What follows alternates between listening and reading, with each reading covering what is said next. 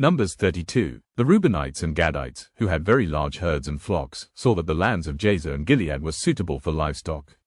So they came to Moses and Eleazar the priest and to the leaders of the community, and said, Ataroth, Dibon, Jazer, Nimrah, Heshbon, Elealeh, Sabam, Nebo and Beon, the land the Lord subdued before the people of Israel, are suitable for livestock, and your servants have livestock. If we have found favor in your eyes, they said, let this land be given to your servants as our possession. Do not make us cross the Jordan. Moses said to the Gadites and Reubenites, should your fellow Israelites go to war while you sit here? Why do you discourage the Israelites from crossing over into the land the Lord has given them? This is what your fathers did when I sent him from Kadesh Barnea to look over the land. After they went up to the valley of Eshcol and viewed the land, they discouraged the Israelites from entering the land the Lord had given them.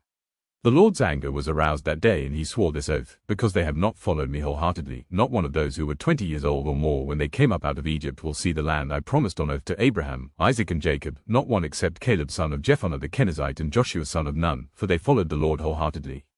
The Lord's anger burned against Israel, and he made them wander in the wilderness 40 years, until the whole generation of those who had done evil in his sight was gone.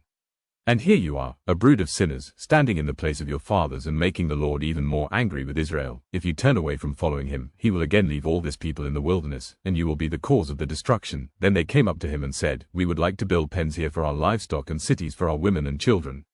But we will arm ourselves for battle and go ahead of the Israelites until we have brought them to their place. Meanwhile our women and children will live in fortified cities, for protection from the inhabitants of the land. We will not return to our homes until each of the Israelites has received their inheritance. We will not receive any inheritance with them on the other side of the Jordan, because our inheritance has come to us on the east side of the Jordan.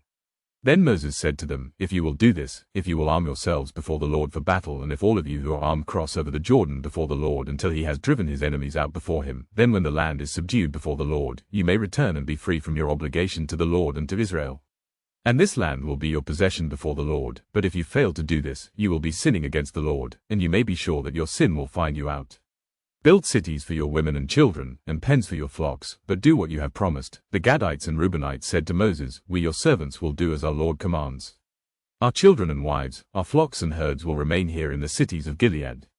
But your servants, every man who is armed for battle, will cross over to fight before the Lord, just as our Lord says. Then Moses gave orders about them to Eleazar the priest and Joshua son of Nun and to the family heads of the Israelite tribes.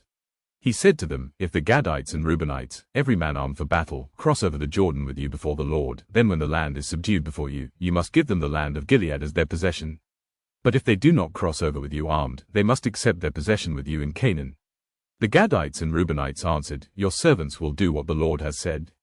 We will cross over before the Lord into Canaan armed, but the property we inherit will be on this side of the Jordan. Then Moses gave to the Gadites, the Reubenites and the half-tribe of Manasseh son of Joseph the kingdom of Sihon king of the Amorites and the kingdom of Og king of Bashan, the whole land with its cities and the territory around them. The Gadites built up Dibon, Ataroth, Aroer, Atroth-Shaphan, Jazer, Jogbeah, Beth-Nimrah and Beth-Haran as fortified cities, and built pens for their flocks. And the Reubenites rebuilt Heshbon, Elealeh and Kiriathaim, as well as Nebo and Baal-meon. These names were changed, and Sibmah. They gave names to the cities they rebuilt. The descendants of Machir son of Manasseh went to Gilead, captured it and drove out the Amorites who were there.